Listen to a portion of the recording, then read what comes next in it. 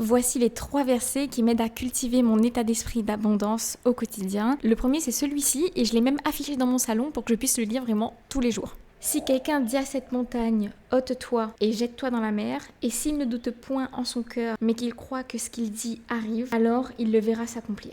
Ce verset me rappelle à chaque fois que mes paroles et mes pensées ont un impact bien réel dans ma réalité physique. Si je parle depuis la peur, je récolte la peur. Si je parle depuis la foi, alors je laisse de l'espace pour que Dieu puisse agir et que je puisse aussi agir de manière alignée. Ça m'aide à me recentrer à chaque fois que je doute de moi.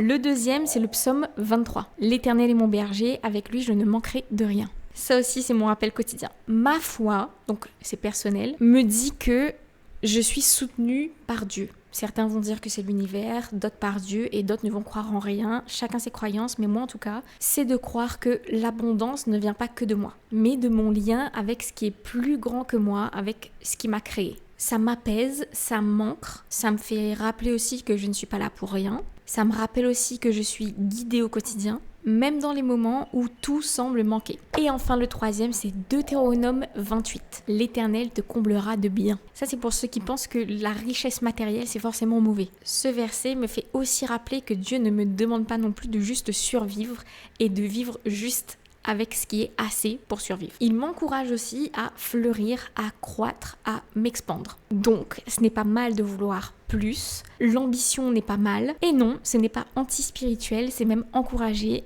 dans la Bible. Alors oui, ces versets m'aident à penser plus grand, plus large, plus aligné. Et surtout, plus précisément, ils me rappellent que l'abondance commence d'abord dans le cœur et dans la pensée, bien avant que ça se matérialise dans le monde physique, matériel, réel. Et si tu veux, je pourrais partager d'autres passages qui m'aident à avancer et à m'ancrer dans ma vie et dans mon business. Si c'est le cas, dis-le moi en commentaire.